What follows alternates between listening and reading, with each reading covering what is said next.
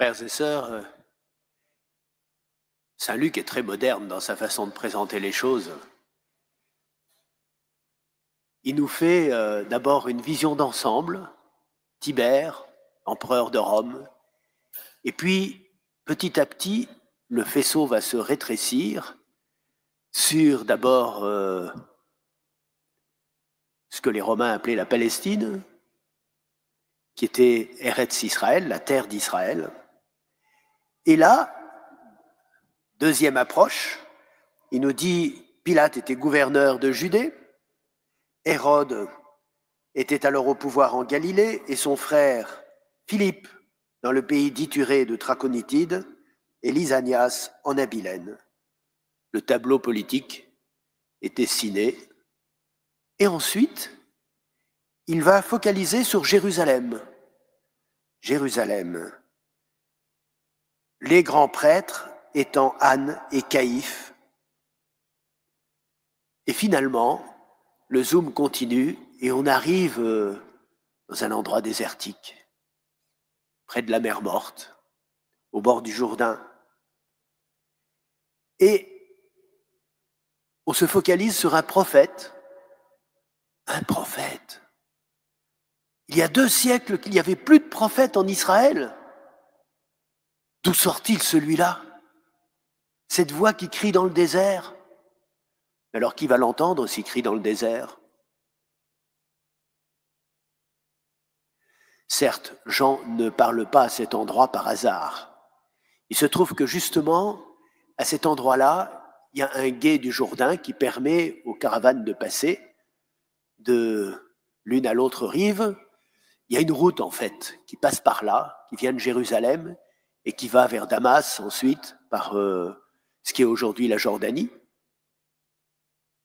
C'était toujours l'Empire romain, hein, donc il y avait des routes qui passaient par là. Et donc Jean va se mettre à parler aux gens qui passent par là, aux voyageurs qui passent par le Jourdain. Et qu'est-ce qu'il fait? Il cite les Écritures, hein, il se présente comme le précurseur, celui qui va préparer le peuple. Et puis, dans l'Évangile, Luc, il va nous citer, donc il appelle à la conversion des péchés, et il nous cite justement une parole d'Isaïe qui appelle à cette conversion, et qui dit ceci: « Préparez le chemin du Seigneur, rendez droit ses sentiers, tout ravin sera comblé, toute montagne et toute colline seront abaissées. » Pour donner un passage au Seigneur. Alors, frères et sœurs, ça vous rappelle certainement d'autres choses. Je pense au Messie de Handel, hein, si vous connaissez cette œuvre magnifique, où c'est chanté de manière éclatante, hein, que tout chemin sera rendu droit et tout. C'est une belle méditation chantée sur ces paroles. Mais frères et sœurs, c'est aussi un appel pour nous à combler les ravins et à rabaisser les collines, c'est-à-dire à faire un vrai travail de conversion intérieure pour que le chemin du Seigneur soit ouvert et qu'il puisse accéder à notre cœur, parce que c'est bien ça l'important. Et d'ailleurs, le Seigneur, pour conquérir nos cœurs, il a un procédé extraordinaire, c'est qu'il va se faire un petit bébé innocent dans une crèche, qui est même pas capable qui n'est même pas né dans sa maison, mais qui a été même rejeté par ses contemporains. Il va naître là dans un lieu insalubre, hein. Parce que comme il y avait le recensement, il y avait énormément de descendants de David qui étaient venus sur Bethléem, et il n'y avait pas beaucoup de place, hein. Ils se sont installés là où ils ont pu. Et c'est là que Jésus va naître, tellement humble. Il descend, Dieu descend pour s'approcher de nous et conquérir nos cœurs.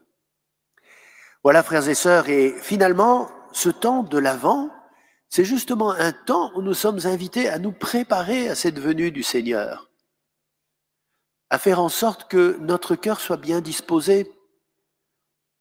Et c'est clair, le Seigneur nous appelle à nous convertir, en fait.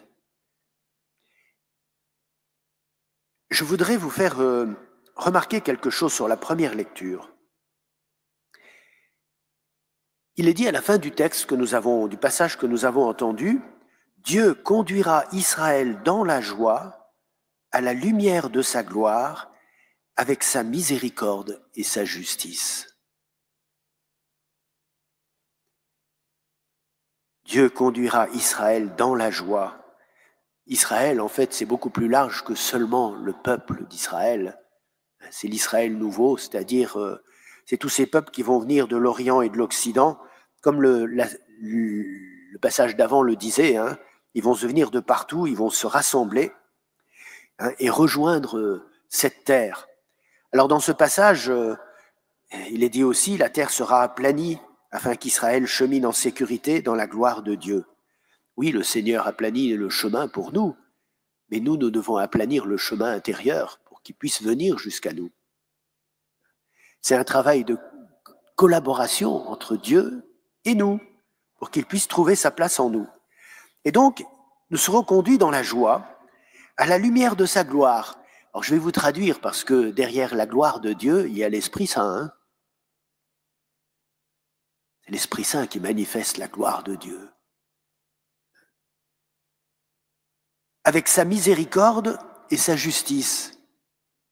Qui va accomplir la miséricorde de Dieu, va exprimer la miséricorde de Dieu? N'est-ce pas le Christ, en donnant sa vie sur la croix? Il est la manifestation de la miséricorde de Dieu pour le pardon des péchés, pour la réconciliation de l'homme avec Dieu.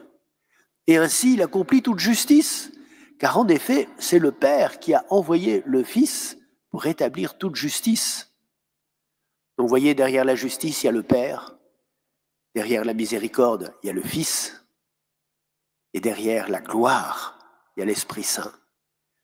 Et les trois nous sont donnés, puisque à la Pentecôte, l'Esprit Saint va être donné, et c'est lui qui accomplit, qui réalise dans le cœur de chacune et de chacun d'entre nous l'œuvre de la miséricorde, en nous réconciliant avec le Père, en rétablissant dans nos cœurs toute justice, avec notre coopération personnelle aussi à ce travail de sanctification que nous avons tous à faire pour rejoindre la maison du Père.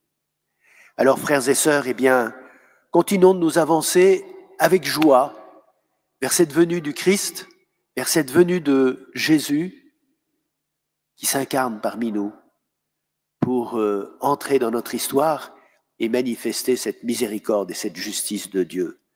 Laissons-le pénétrer dans nos cœurs et nous conduire vers la conversion.